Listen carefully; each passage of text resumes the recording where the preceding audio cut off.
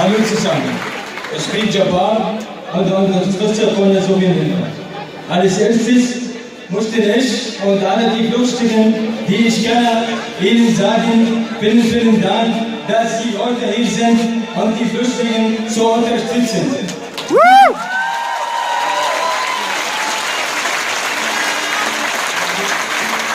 Die Freiheit und die Sicherheit suchen und ihre Heimat das Land verlassen haben. Ich trage Ihnen die Lächeln, die Kinder hierher, die noch in Syrien sind, und bitte Sie, dass wir zusammen gemeinsam stehen und miteinander helfen gegen Bashar al-Assad, den Kriegsverbrecher, gegen die Bombe Russland, gegen die ISIS, gegen Al-Qaida auf der Welt.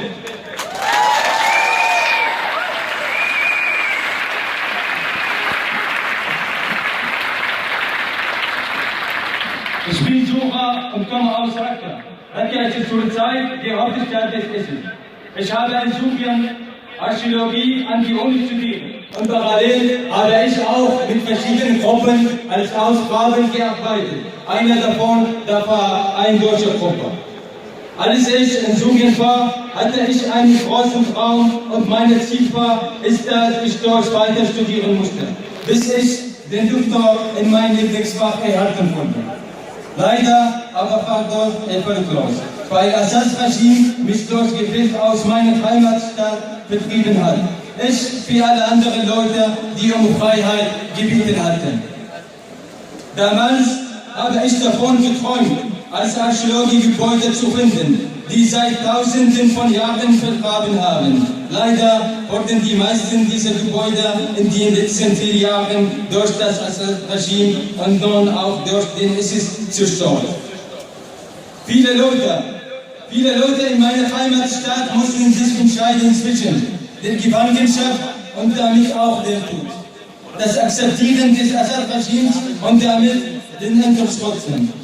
Oder der Flucht und damit dem Aufgeben ihrer Heimat vor das ungewisse Fremde.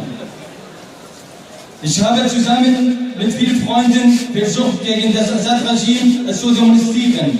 Bei Nacht haben wir mit Spraydose unsere Unmut gegenüber dem Regime zum Ausdruck gebracht. Wir haben Texte wie "Vor die Freiheit" oder "Wie legt Assad endlich Handschellen an die Wand gespurt". Leider war uns nicht bewusst, dass ein Teil der Nachbarschaft sehr regimefreundlich war und damit unsere Namen dem Geheimdienst mitteilte.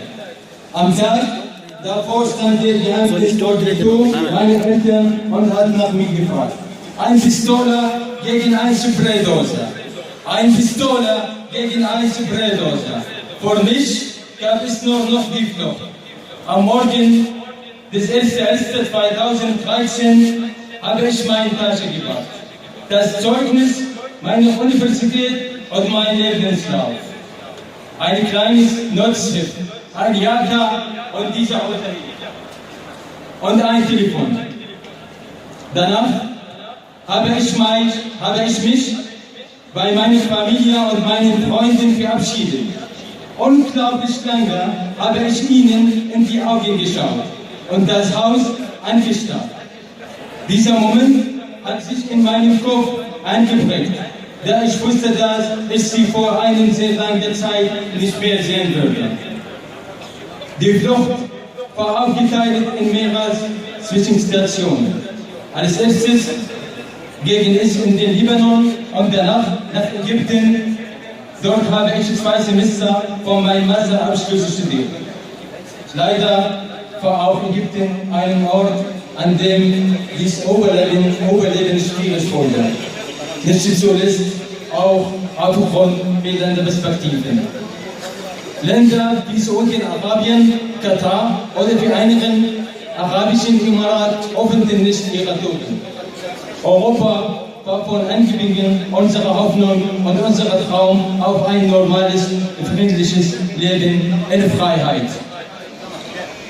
So entschieden wir uns, ein Jahr später von den langen Weg nach Europa. Wir nannten es Al-Rihla al-Akhira, die letzte Flucht. Er ist in der Türkei nach Edirne und von dort aus einen 7 Stunden Fußmarsch durch den Welt nach Bulgarien mit einer Gruppe von 20 anderen Syrern. Der Wald war unglaublich dunkel und niemand kennt den Weg.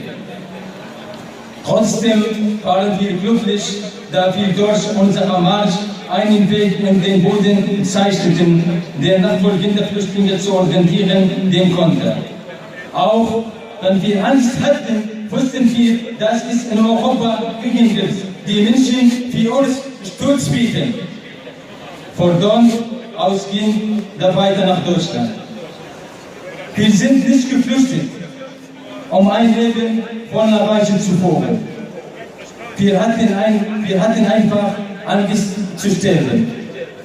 Wie vermutlich jeder Mensch auf dieser Welt mussten wir in Freiheit leben, um unseren Träumen zu folgen.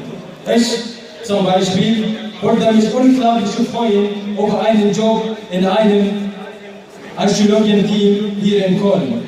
Er konnte mir glauben, dass es keinem meiner Freunde leicht fällt, abhängig zu sein von der finanziellen Unterstützung des Staates.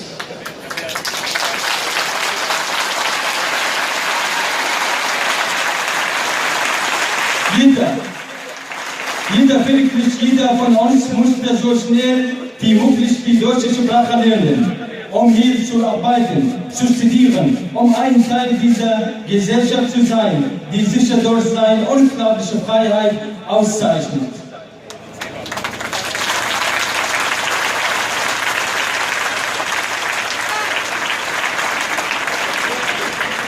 Mein Freund Rasim lebt seit einem Jahr in Deutschland und ist vor 3 Wochen wurde sein Asyl anerkannt. Er hat noch am 7. Tag seiner Kinder in Damaskus angerufen und ihnen berichtet, Deutschland ihnen eine Familie zusammenführen ermöglicht. Diese dauert allerdings bis zu 7 Monaten. Die Kinder fragten ihn, Papa, wie sollten wir nach Deutschland reisen, ohne die Sprache zu können? Er antwortet, macht euch keine Sorge, es gibt hier eine Schule. 3 Tage später riefen ihn seine Kinder an und sagten, Papa, wir konnten nicht Deutsch sprechen. 1, 2, 3, 4, 5.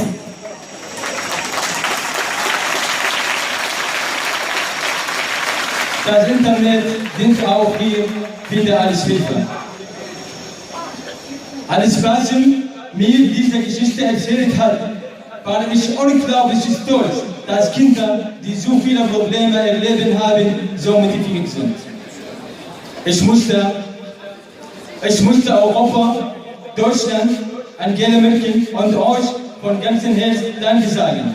Danke dafür, dass ich so viele Menschen Sicherheit gefällt, die um ihr Leben behandeln. Danke dafür, dass ich so vielen Ländern zeige, was es heißt, miteinander und voreinander zu sein. Wir sind miteinander und voreinander dazu sein. Miteinander und zueinander mit uns sein. Wir sind alles Menschen auf diesem einen großen Feld.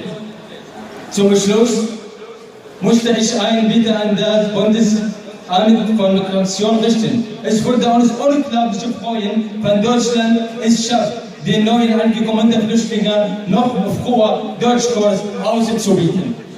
Vielen Dank.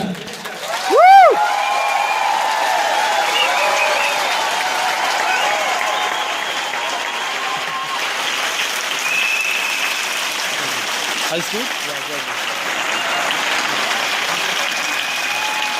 Genießt das. Ja? Genießt